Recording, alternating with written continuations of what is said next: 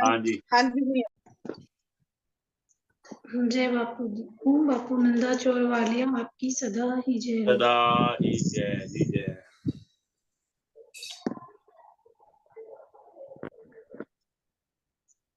जय बापू जी। ओम बापू जय नंदा बापू चोर वालिया आपकी सदा ही जय हो। सदा ही जय जी जय। मीरा जी का प्रसंग चल रहा है और आज सारा साधु समाज इकट्ठा हुआ है। बहुत सारे साधु बैठे हैं और उनमें वो साधु भी हैं जिनको मीरा जी के देवर राणा विक्रम ने हाथ पकड़ के महल से बाहर निकाल दिया था। तो वो आपस में बातें कर रहे हैं, सारे साधु कह रहे हैं कि भाई अब तो लगता है मीरा पे बड़ा कठोर पहरा बैठा दिया गया है और राणा तो उसे बड़ा सताने लगे हैं। अब उनमें से एक साधु कहता है, जिसको पकड़ के महल से बाहर निकाल दिया गया था, वो साधु कहता है कि बड़े कठोर व्यक्ति है राणा विक्रम, जो है बड़े कठोर व्यक्ति हैं। हृदय तो मानो उसके है ही नहीं। और जिस दिन मुझे महल से बाहर निकाला तो मुझे तो बिल्कुल ऐसे लगता था जैसे साक्षात राक्षस हो। वो साधु कह रहे हैं क्रूर, बिल्कुल निर्दयी। अब उसी समय उन साधुओं के बीच में मीरा जी आती हैं, तो वो उनके पैर छूना चाहती हैं साधुओं के। तो वो उनको रोक देते हैं मीरा जी को कि अरे ये क्या देवी, हमें पाप का भागी क्यों बनाना चाहती हो। मीरा जी कहती है मैं क्षमा की प्रार्थनी हूँ महाराज, उस दिन मेरे कारण ही तो आपको इतना अपमान सहना पड़ा। अब वो कहते हैं इसमें तुम्हारा क्या दोष।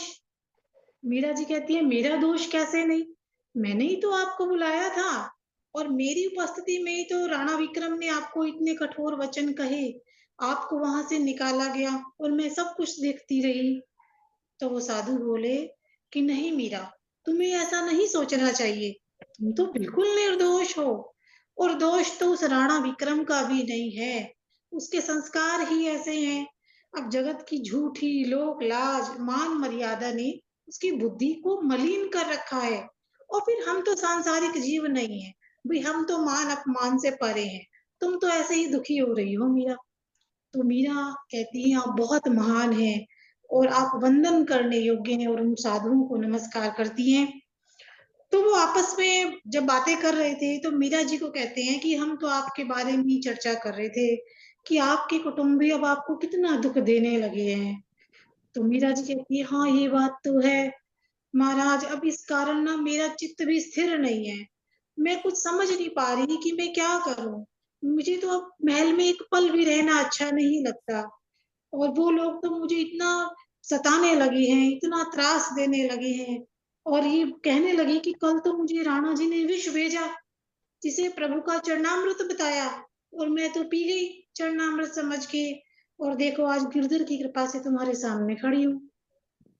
तो सारे साधु कहने लगे हे देव, गिरधर गोपाल जिनके रखवाले हैं उनका तो बाल बांका भी नहीं हो सकता। मीरा कहती है सत्य है महाराज, तो इस घटना से तो राणा को सीख लेनी चाहिए। साधु कहते हैं कि इस घटना से तो राणा को सीख लेनी चाहिए, वो जो तुम्हें मारने के इतने प्रयास कर रहे हैं बंद कर देना चाहिए उन्हें ये। पर मीरा कहती है तो उल्टा ही हो रहा है, वो तो और अधिक कठोर हो गए हैं। मैं तो मरी नहीं विष पी के, अब तो रोज कुछ ना कुछ नया जो है उपाय सोचते हैं। तो तभी उनमें से एक महात्मा कहते हैं कि श्री गिरधर उन्हें एक दिन तो सन्मार्ग पर ले ही आएंगे, आप चिंता मत कीजिए मीरा जी। आपस में एक दूसरे को सहमति देते हैं कि आपका विचार ठीक है।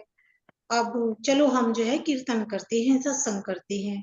सब सत्संग करते हैं, कीर्तन होता है, भजन सुनाते हैं। तो मीरा जी से कहते हैं कि मीरा जी तुम भी एक पद गाइए, तुम्हारे मन को शांति मिलेगी। तब मीरा जी गाती हैं मेरे तो गिरधर गोपाल तू सरो न कोई, मेरे तो गिरधर गोपाल दूसरो न कोई, जाके सिर मोर मुकुट मेरो पति सोई, जाके सिर मोर मुकुट मेरो पति सोई, भाई छोड़िया बंधु छोड़िया छोड़िया सगा जोई, साधु संग बैठ बैठ लोक लाज कोई। मेरे तो गिरधर गोपाल दूसरो न कोई। भगत देख राजी हुई, जगत देख रोई, जगत देख रोई। असुमन जल सींच सींच प्रेम बेल बोई। असुवन जल सींच सींच प्रेम बेल बोई। मेरे तो गिरधर गोपाल दूसरो न कोई। दधिमत घृत काढ़ लियो, डार दई छोई।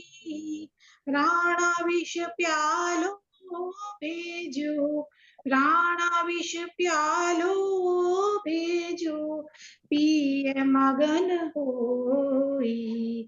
मेरे तो गिरधर गोपाल दूसरो न कोई।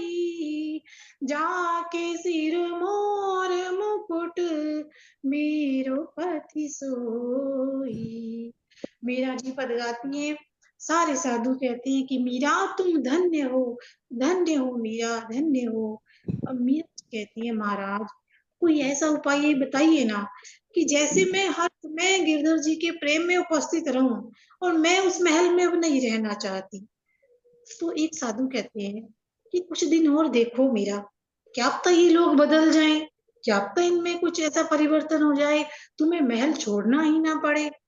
पर मीरा कहती है कि मैं इस संबंध में ना तुलसीदास जी से जानना चाहती हूँ कि मैंने उनको पत्र भी लिखा है।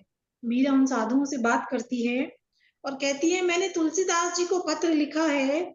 और अच्छा, अब ये तुलसीदास जी को लिखा उन्होंने पत्र। मैं सोचा था हाँ, रविदास जी को लिखा है अपने गुरु को। अच्छा, तुलसीदास जी को लिखा है उन्होंने।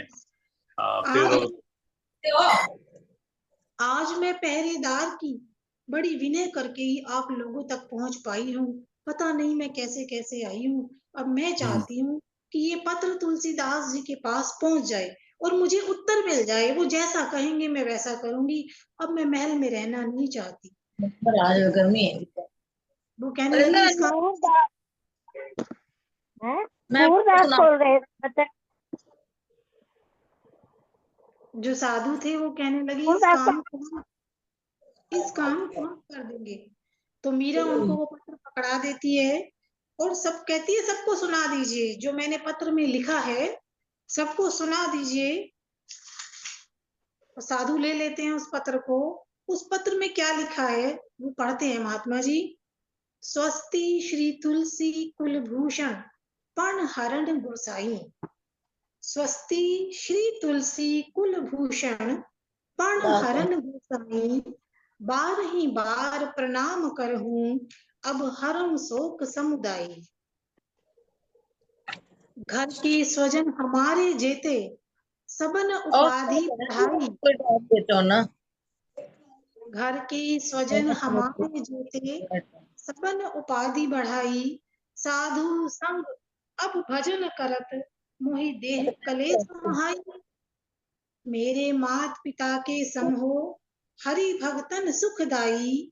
हमको कहा उचित करिबो हो सो लिखिए समझाई। हमको कहा उचित करिबो हो कि क्या उचित मैं करूं आप लिख कर मुझे जो है समझा दें। सो लिखिए समझाई।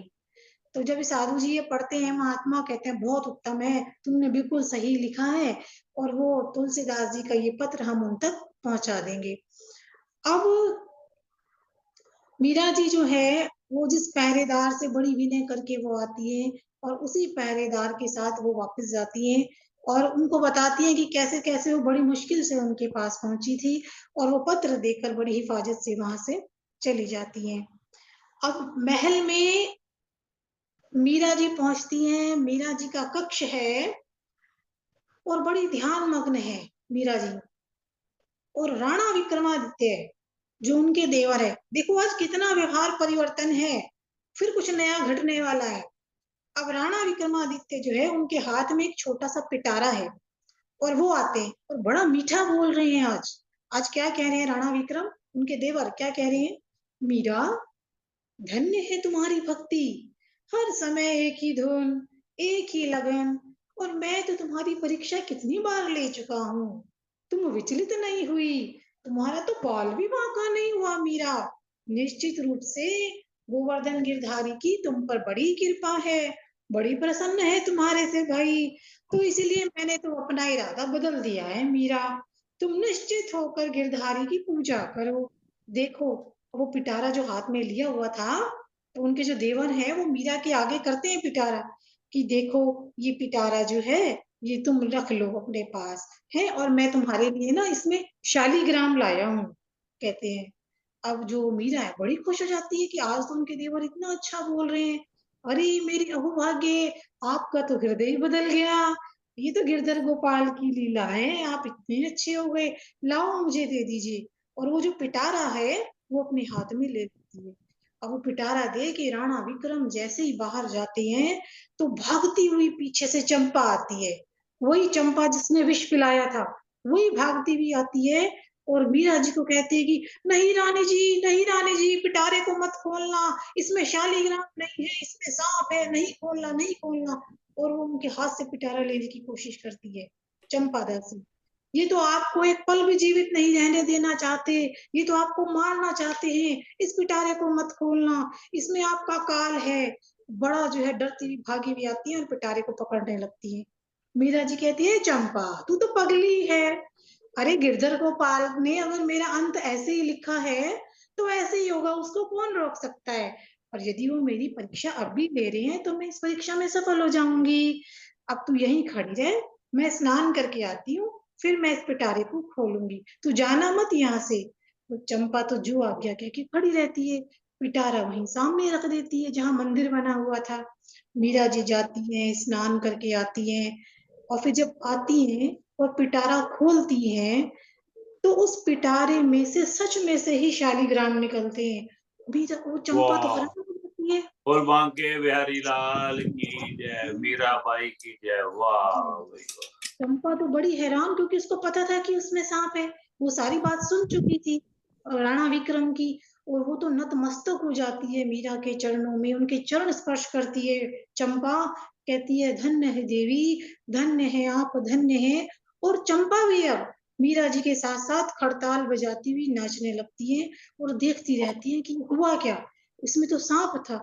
और अब मीरा जी पद गाती हैं, मीरा मगन भई हरि के गुण गाए, मीरा मगन भई हरि के गुण गाए, सांप पिटारा राणा भेजा, मीरा हाथ दियो जाए, मीरा मगन भई हरि के गुण गाए, न्याय धोए जब देखन लागी, शालीग्राम पाए, मीरा मगन भई हरि के गुण गाए, जहर का प्याला राणा भेजा, जहर का प्याला राणा भेजा, अमृत दिया बनाए, मीरा मगन भई हरि के गुण गाए, मीरा मगन भई हरि के गुण गाए, सूली से राणा जी ने भेजी,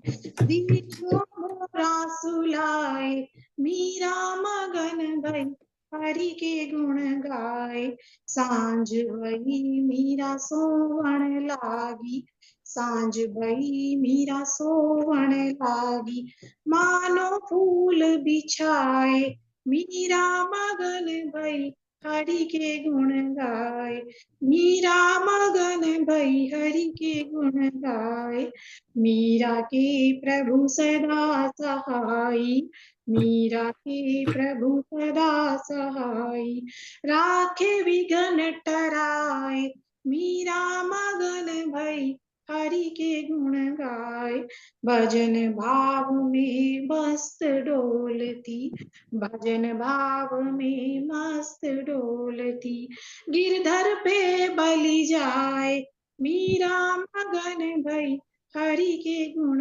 गाए, मीरा मगन भई हरि के गुण गाए।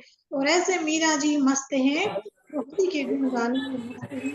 और उधर अब तीनों बैठे हैं, राजमाता और राणा विक्रम और इनकी ननद उदा। तीनों बातें कर रहे हैं। तीनों हैरान है कि मीरा जो है मर ही नहीं रही है। विष का प्याला भी भेज दिया, सांप भी पिटारे में भेज दिया। तो जो ननद है उदा, वो कहती है, हे भगवान, इतना आश्चर्य, विष भी चरणामृत बन गया, सांप भी शालीग्राम बन गया। तो सास कहती है मीरा जी की, अरे बड़ी मायावी है, मायावी, जरूर कोई सिद्धि है इसके पास। तो जो देवर हैं वो कहते हैं, अरे सिद्धि विद्धि कुछ नहीं है, हमारे साथ ही विश्वासघात हुआ है। तो ननद कहती है, कैसे भाई, हमारे साथ कैसे विश्वासघात हो गया? अरे देखो भाई, विष तो उसको दिया ही नहीं गया था, चंपा ने धोखा किया है। मैं कह सकता हूँ, मीरा को अगर विष दिया गया होता तो मर गई होती अब तक। अब ये उनके देवर कह रहे हैं, चलो मान लिया कि मीरा को विष नहीं दिया। बहन कहती है, लेकिन पिटारा तो तुम लेके गए थे, पिटारे में सांप तो तुमने रखवाया था। तो फिर, तो राणा विक्रम कहते हैं, सांप तो मैंने रखवाया था, लेकिन जिसके हाथ से मैंने पिटारा लिया, मैंने खोल के थोड़ी देखा, वो तो मुझे काट लेता सांप, मैं तो बंद पिटारे को दे आया। तो ये मानने को तैयार ही नहीं थे कि इतना बड़ा चमत्कार हो गया। तीनों आपस में लगे हुए थे बातें करने, और कह रहे हैं कि भाई ये तो हमारे खिलाफ षड्यंत्र हो रहा है, ये तो मंत्री भी मिल गया होगा मीरा के साथ जाके, जो ऐसे पिटारे में से शालीग्राम निकल आया। ऐसे थोड़ी होता है, ऐसा नहीं हो सकता, नमक हराम है सारे के सारे। तीनों मिलकर बातें कर रही हैं। अब जो है, चैन तो है नहीं फिर भी, इतना सब कुछ देख रहे हैं। कहते हैं, अब देखता हूँ ये कैसे बचती है हमारे से। अब तो मैंने उसे काल कोठरी में डलवा दिया है। तो जो ननद थी वो कहती, हे राम, काल कोठरी में, वहां जहाँ भूत प्रेत है, जहाँ इतने सांप है। तो राणा विक्रम कहते हैं, क्यों डर गई बहन? बड़ी अपनी जो है भाभी पे प्यार आ रहा है, बड़ी बहू रानी पे दया आ रही है। अब तक तो मर भी गई होगी, अभी आ जाएगा समाचार उसका। तो इतनी देर में ही अब ये बातें कर रहे होते हैं, तो द्वारपाल आता है। महाराज की जय, महाराज की जय, महाराज अद्भुत चमत्कार हो गया। कह रहे, क्या हो गया? क्या चमत्कार हो गया भाई? राणा पूछते हैं, अरे महाराज, उस अंधेरी काल कोठरी में जिसमें आपने भेजा मीरा को, वहां भूत कुछ नहीं है, भूत सब खत्म हो गए, कोई सांप नहीं है, कोई बिच्छू नहीं है, वहां तो कोई मंदिर बन गया है, और वहां तो बड़ा अद्भुत सा प्रकाश हो रहा है उस काल कोठरी में। तो राणा कहते, वाह। प्रकाश? ऐसे कैसे जय। प्रकाश हो सकता है? तो द्वारपाल कहते हैं, सत्य कह रहा हूँ अन्नदाता, सत्य कह रहा हूँ, वहां प्रकाश हो रहा है। और राजमाता जो है उनकी सास, वो भी बड़े आश्चर्य से देखती है, अच्छा ऐसा कैसे हो सकता है? अरे देख लो जाके, वहां तो अपने आप ही एक छोटा सा मंदिर बन गया है, और वो तो गिरधर जी के भजन गा रही है काल कोठरी में बैठी हुई। अरे मंदिर किसने बनवा दिया काल कोठरी में? राणा विक्रम कहते हैं। तो ननद कहती है, कौन बनवाएगा, सारे आभूषण बेच के काल कोठरी में मंदिर बनवा दिया होगा मीरा ने, उल्टा कहीं का नहीं छोड़ा, अब तो राजमहल के आभूषण भी बेचने लगी। कहाँ तक सोच जा रही है इनकी। और ये कहने आपस में तीनों बातें कर रहे हैं। अब द्वारपाल कहता है, मैं, मेरे लिए आज्ञा दो महाराज, अब मैं क्या करूं? तो राणा विक्रम कहता है, तुम चलो, हम आते हैं, हम देखते हैं। और फिर राणा बुलाते हैं उसको, अरे सुनो। द्वारपाल रुक जाता है, कहते हैं, तो अधिक सतर्क रहने की जरूरत है, और दूसरे द्वारपाल से कहना कि सावधान रहे, ये हो क्या रहा है महल के अंदर, कोई ऐसा तो नहीं मीरा से मिलने के लिए कोई आता हो, वो मंदिर बनवा रहा हो, वो ये सब कुछ कर रहा हो। तो वो ऐसी बात जो है द्वारपाल से कहते हैं, और द्वारपाल कहता है, जो आज्ञा महाराज, कि अब हम ध्यान देंगे। अब वो जो काल कोठरी है जिसमें इतना प्रकाश हो रहा है, उसमें एक छोटा सा मंदिर बन गया है, और उस मंदिर में मीरा जी के गिरधर है।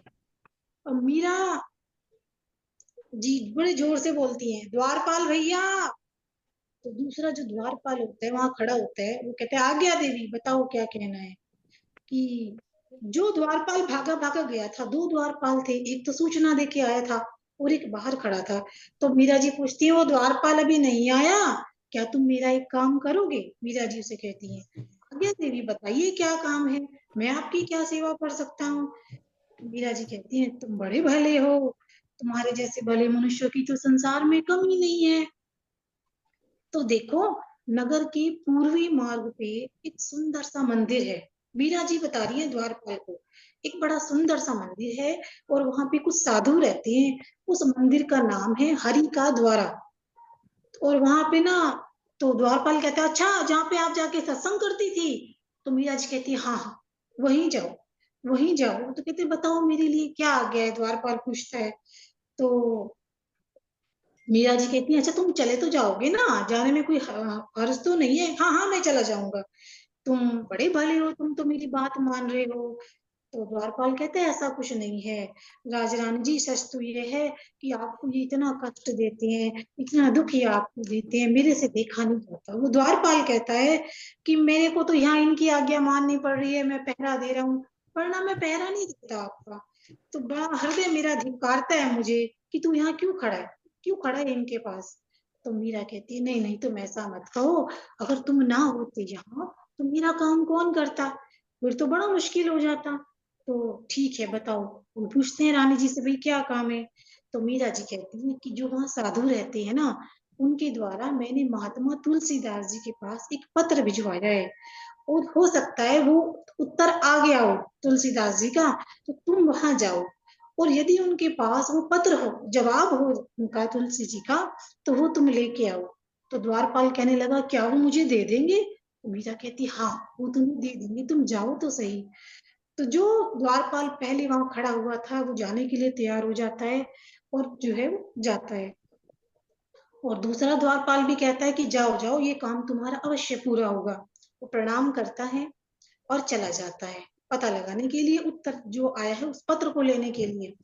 अब मीरा जी भजन गाती है, अखियां श्याम मिलन की प्यासी, अखियां श्याम मिलन की प्यासी, आप तो जाए बाड़ी का छाए, आप तो जाए बाड़ी का छाए, लोग करत मेरी हंसी, लोग करत मेरी हंसी, अखियां श्याम मिलन की प्यासी, आम की डाली कोयल बोले, आम की डाली कोयल बोले, बोलत सबद उदासी, बोलत सबद उदासी, अखियां श्याम मिलन की प्यासी,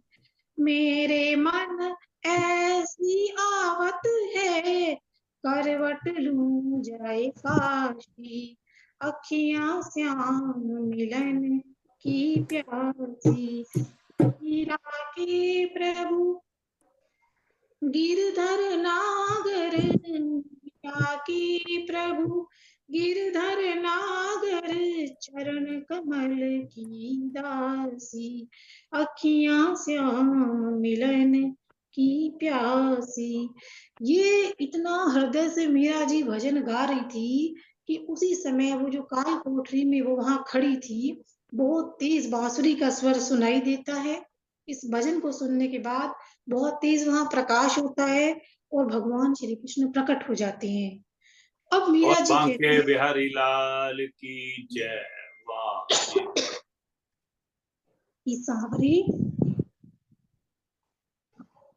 मीरा जी कहती हैं सांवरे इस तरह दुख दोगे क्या अपनी मीरा को, इस तरह दुख दोगे, मेरे नयन दर्शन को तरस जाते हैं, क्या तुम्हारी मीरा ऐसे ही कष्ट पाती रहेगी, या तो तुम मुझे अपने पास बुला लो या फिर मुझे छोड़कर मत जाओ। अब प्रभु कृष्ण क्या कहते हैं कि क्षमा करो मोरे, क्षमा करो, मैं तुम्हें अब छोड़कर नहीं जाऊंगा। भगवान कृष्ण कहते हैं मैं तुम्हें छोड़कर नहीं जाऊंगा और अब तुम्हें कोई कष्ट नहीं पहुंचा सकेगा। उसी समय जब ये बातचीत चल रही होती थी तो राणा विक्रम उसी समय आते हैं। वो प्रकाश मंद पड़ जाता है, प्रकाश गायब हो जाता है और भगवान कृष्ण अंतर ध्यान हो जाते हैं। बांसुरी की आवाज सुनाई देती रहती है। तो राणा विक्रम को गुस्सा आ जाता है, कौन था ये, कौन तुमसे बातें कर रहा था, कौन था ये पापी कुल कलंकिनी, किससे बातें कर रही थी तुम। किससे प्रेम प्रलाप चल रहा था तुम्हारा? कहाँ गया वह दुष्टा? कौन था वह? और मीरा जी तो हाय हाय, मीरा जी कहे आपने ये क्या किया राणा जी? क्या किया ये आपने? मैं अपने गिरधर गोपाल अपने प्राण प्यारे से बातें कर रही थी, आपने उन्हें फिर भगा दिया उन्हें। ईश्वर के लिए चले जाइए, मुझे एकांत में छोड़ दीजिए। और विक्रम कहते हैं उल्टा तू इस तरह से बहकाती रही है हम सबको, मैंने कानों से सुना तुम दोनों की बात, प्रेम भरी बातें सुनी है तुम्हारी, अभी भी मुझे बांसुरी की ध्वनि सुनाई दे रही है। बता कृष्ण के वेश में धरकर कौन पाखंडी मिलने आता है तुझसे? कहाँ छिपा दिया है उसे तूने? उसी समय रोशनी बढ़ने लग जाती है कालकोठरी के अंदर, प्रकाश फिर बढ़ता है और मीरा जी कहती है राणा जी देखिए, देखिए ये रहे मेरे नटनागर, देखिए, फिर जाइए इनके चरणों में, क्षमा मांगिए इनसे, अपने जीवन को सफल कीजिए राणा जी। अब राणा जी कहते हैं कहाँ है? कहीं भी तो नहीं है, मुझे कहीं दिखाई नहीं दे रहे। कभी इधर देखते हैं राणा विक्रम, कभी इधर देखते हैं, प्रकाश फिर धीरे हो जाता है। अब मीरा जी कह रही है वो रहा प्रकाश, उधर आ रहा है, उधर तेज रोशनी आ रही है, तुम आगे क्यों नहीं बढ़ते? उनके पैर क्यों नहीं छूते? चरण क्यों नहीं छूते उनके? और राणा वो कह रहा वो कहकर मुझे बहका रही हो, कभी इधर कहती हो, ये मुझ पर नहीं चल सकता तुम्हारा माया जाल। और मीरा को बड़ा आश्चर्य होता है कि तुम्हें कुछ दिखाई नहीं दे रहा, तुम्हें दिखाई नहीं देता? देखो ना गिरधर की कितनी प्यारी छवि है, कितनी मनोहर मूरत है मेरे सांवरे की, तुम्हें दिखाई नहीं दे रही? अब दोनों हाथ में अपना सिर पकड़कर विक्रम जो है ये सांवरा सांवरा कही जा रही है, ये तो मुझे बावरा कर देगी और ये सांवरा भी इसका मुझे बावरा कर देगा। मैं कहता हूँ मीरा तू हम सबको पागल कर रही है, कोई नहीं है यहाँ, तू हमें दुख दे रही है। और मीरा जी कहती है गिरधर गोपाल की मूर्ति की तरफ देखकर, वो मुड़ती है मीरा जी और कहती है सुना गोपाल, देखो सुना कुछ तुमने? मैं इन्हें दुख दे रही हूँ, मैं इनको दुख दे रही हूँ, मैं इनका पागल बना रही हूँ, धोखा दे रही हूँ मैं इनको। हे प्रभु मेरी लाज रखो, मैं तुम्हारी शरण हूँ, मैं तुम्हारी शरण हूँ। गिरधर गोपाल जी के चरणों में गिर पड़ती है और धीरे धीरे वो बांसुरी का स्वर बंद हो जाता है।